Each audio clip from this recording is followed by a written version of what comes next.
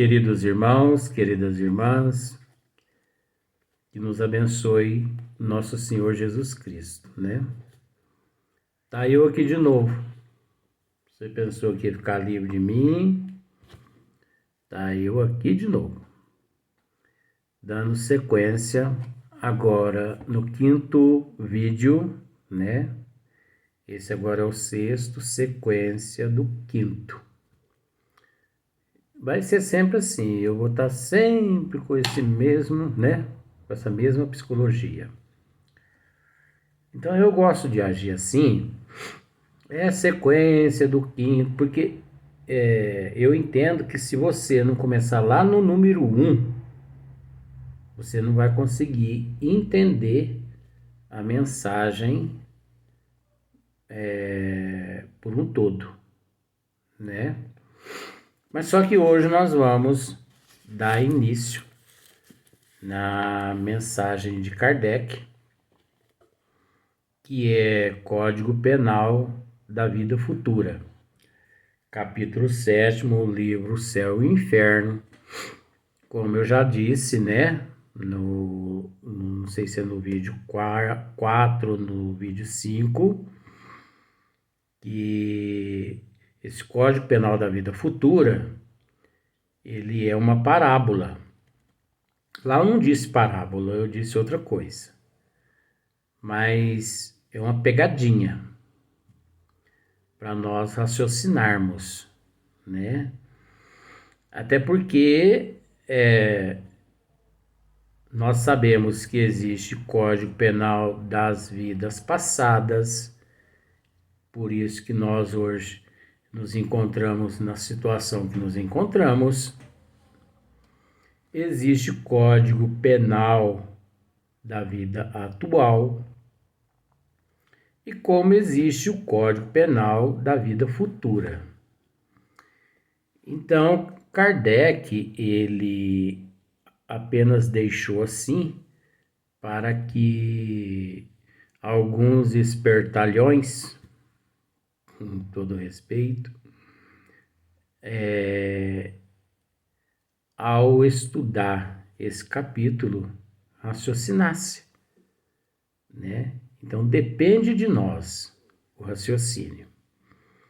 Então, vamos ver aqui o que Kardec nos diz. Olha só. Código Penal da Vida Futura.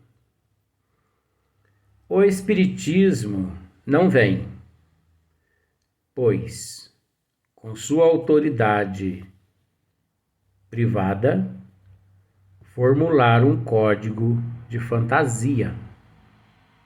Ele não vem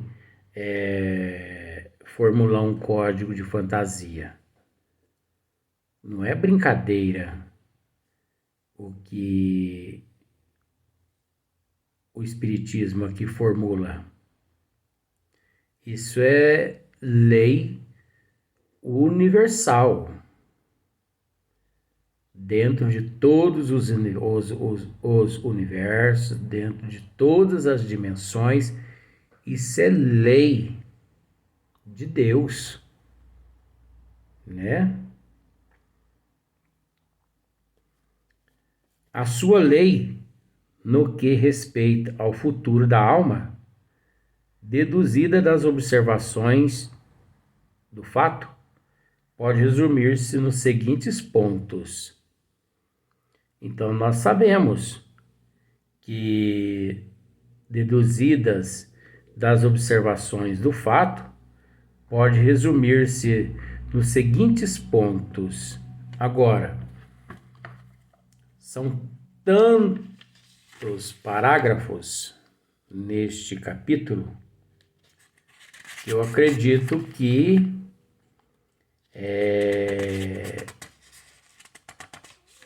teremos que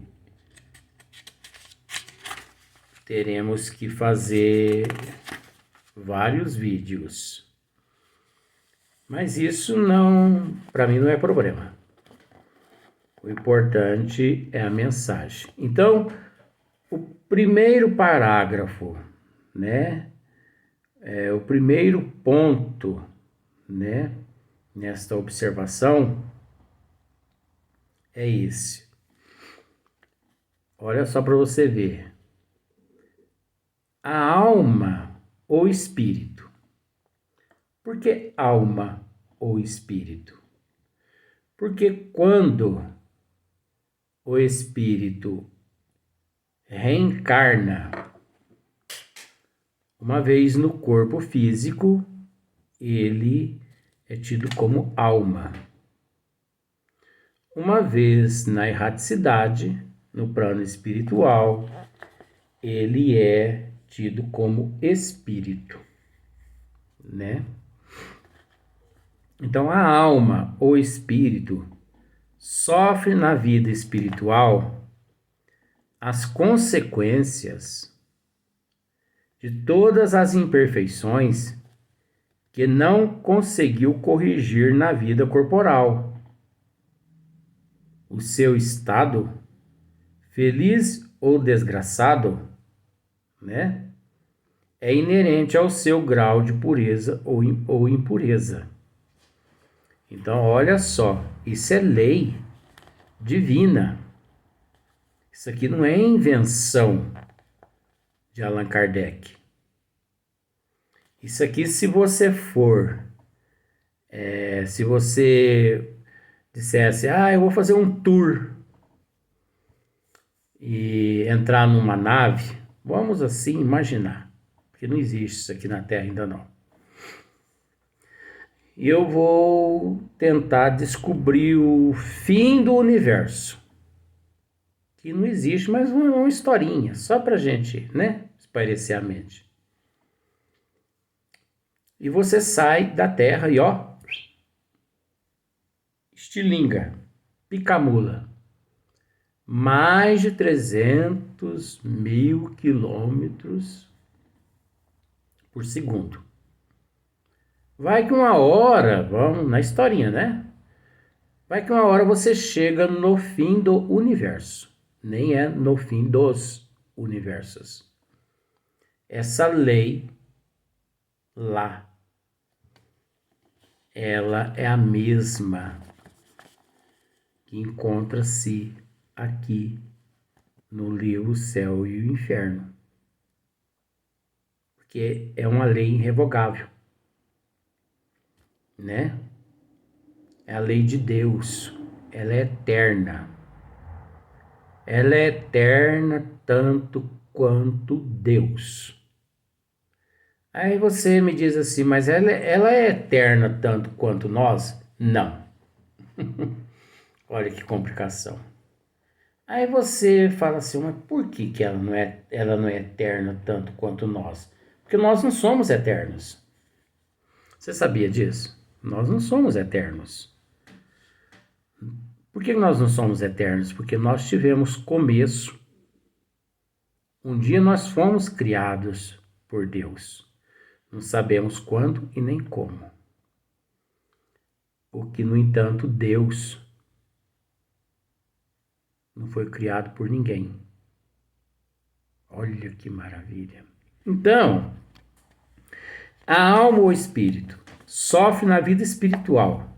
Então vamos pensar assim, você vai sofrer na vida espiritual, lá no plano espiritual, as consequências de todas as suas imperfeições,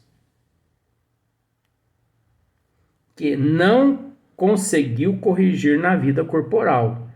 Então, as imperfeições que você não conseguiu corrigir na vida atual, pode ter certeza de que você vai ter que sofrer as consequências dela no plano espiritual. Por isso que eu tenho o costume de dizer assim, tal vida, tal morte. Então as más tendências, né, os maus hábitos, aquilo que nós não conseguimos nesta existência conter, segurar, né, policiar, aqueles desejos, aquelas fantasias, aquelas ilusões. Ao retornar à pátria espiritual, nós sofremos lá as consequências de todas essas imperfeições. Então, por exemplo, a pessoa que surrupiou os outros, ele vai responder em determinadas regiões de sofrimento. Desculpe. A pessoa que suicida, né? Agora, quando fala-se de suicídio, generaliza. Ah, mas generaliza por quê? É porque a gula, falar mal dos outros, reparar a vida dos outros, sabe? Não cuidar do corpo físico, deixar a barba crescer, cabeludo, andar com roupa suja, rasgada, não cuidar do corpo, entendeu? Falar mal dos vizinhos, falar mal desse, falar mal daquele, ser murrinha, ser avaro, né? Que é avarento, não se colocar no lugar do próximo. Isso tudo é suicídio. É óbvio que não é aquele suicídio consciente. Ele é aquele suicídio inconsciente, porque você desconhece que seja um suicídio. Mas não é por isso que você, na pátria espiritual, não responderá pelos atos pecaminosos. Porque só o fato, nós vamos ver isso mais para frente. Só o fato da pessoa não praticar o bem, ele já está praticando o mal. Olha só como que a justiça divina é perfeita.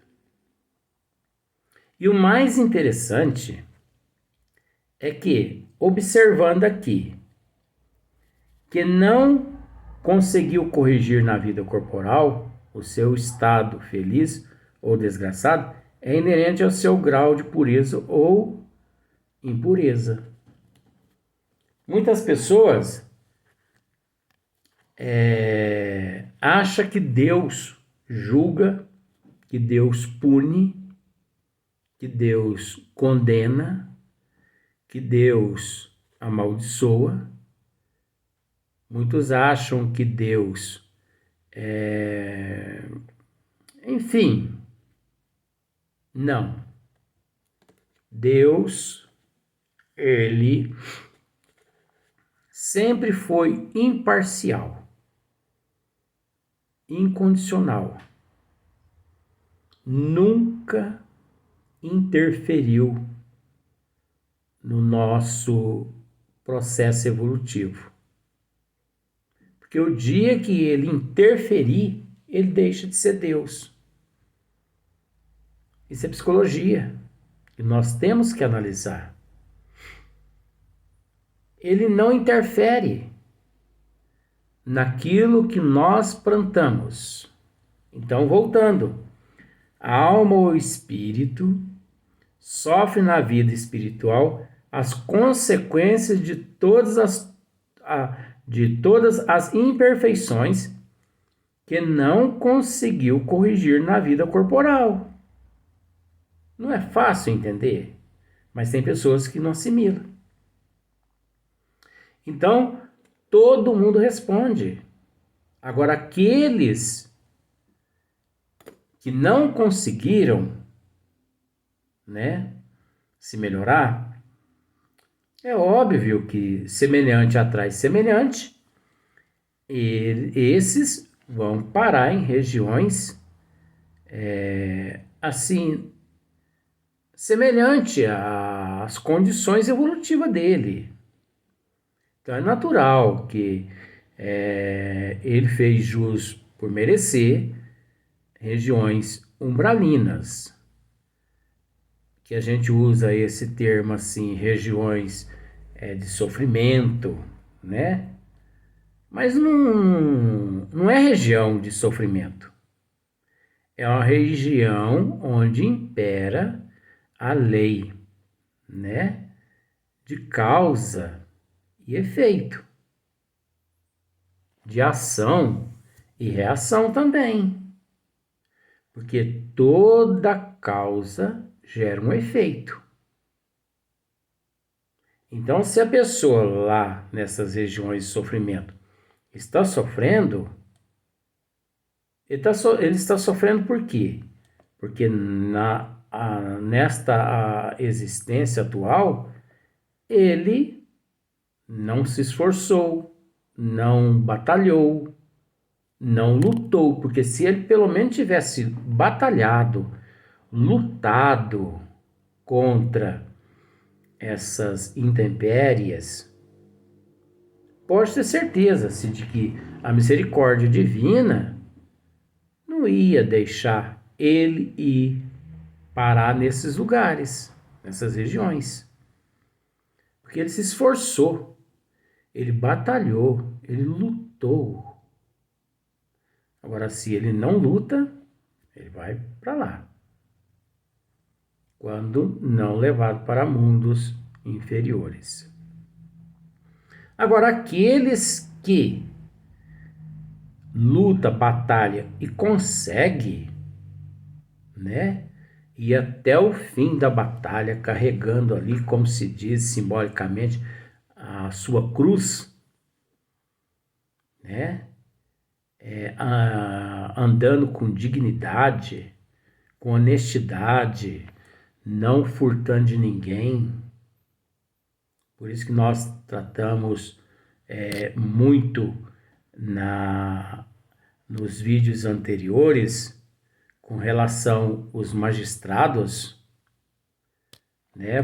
Por isso que nós tratamos muito também a respeito dos magistrados, né? Porque não é só os magistrados, não é só os nossos irmãos que possuem diplomas, mas a responsabilidade é nossa também, da humanidade toda, cuidar do nosso lar, que é a terra. Se nós batalharmos, se nós lutarmos, se nós conseguirmos, é óbvio que seremos, quando deixar o corpo físico, seremos transferidos para mundos melhores, para colônias espirituais, né? Que colônia é nada mais que cidades no plano espiritual, né? Onde se reúne ali uma greba imensa de espíritos. Enfim, o plano espiritual, as condições espirituais nossa, não depende de Deus, como as condições atuais nossa, não depende de Deus, não depende dos nossos pais, tá bom? Porque não existe o pecado, se não me falha a memória, pecado original, pecado capital, enfim, você sabe o que eu quero dizer.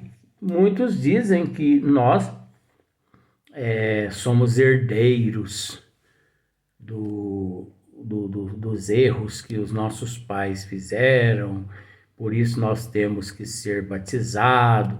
Isso é tudo babaquice. Isso é uma forma de ó na humanidade e de ó o cabresto, de manter ali a limalha rebengue e no arreio. Então não existe nada desse negócio de batismo, não há necessidade nada desse negócio de batizar, sabe, para deixar de ser pagão. Isso é tudo, é uma forma, gente, de ganhar dinheiro. E é uma forma de manter as pessoas ali presas àqueles dogmas. Não há necessidade nada disso. Então, se nós pararmos para analisar, a nossa situação atual na Terra não tem nada a ver com os nossos pais, com os nossos avós, né? A nossa condição evolutiva, espiritual. Porque existe lá a questão genética, a hereditariedade fisiológica, física. Mas um dia nós vamos tecer comentário a respeito desse item, que não tem muita... Tem coisa aí que não anda correto também não, mas vamos deixar para outra hora. As nossas deficiências, né? Cego, mudo, surdo, deficiente físico, câncer, essas coisas todas, não tem nada a ver com Deus. Deus nunca nos apontou o dedo e nos disse: estás condenado. Você vai penar no fogo do inferno. Não. Deus não participa de nada. Ele não participa de nada do que fizemos. Ele não participou de nada e não participa e não vai participar de nada. Sabe por quê? Porque Deus é o amor incondicional. E nós trazemos registrado na nossa consciência o que nós praticamos. A lei de causa e efeito, ação e reação. Então Deus não se preocupa conosco nestas questões, ao ponto dele não ter que nos julgar, não ter que nos punir, porque ele sabe que nós mesmos somos os nossos juízes. Ele sabe que nós mesmos somos os nossos advogados, promotores, né? Delegados, policiais. Ele sabe que nós mesmos somos nós. Então, não adianta nós querer correr dos nossos registros, do que nós fizemos. Tudo está registrado. Então, a existência passada, ela nos permitiu sermos o que somos hoje. E a existência atual nos permite, ou nos permitirá, na próxima existência, ser lá, o que hoje nós estamos aqui fazendo. Então, se nós desejamos nas próximas existências, assim, melhores condições em todos os sentidos, que procuremos agir com honestidade, com dignidade, com amor, não só para conosco, mas também para com o próximo e para com a humanidade e para com a casa que nos recebe, que é a terra. E contribuir. E não esperar só de uma classe, que essa classe faça tudo por nós. Não. Nós temos que fazer por onde de merecer. Deu para você entender? Nós vamos passar para o próximo vídeo. Por isso que eu disse, vai ter vídeo até falar chega. Até o próximo.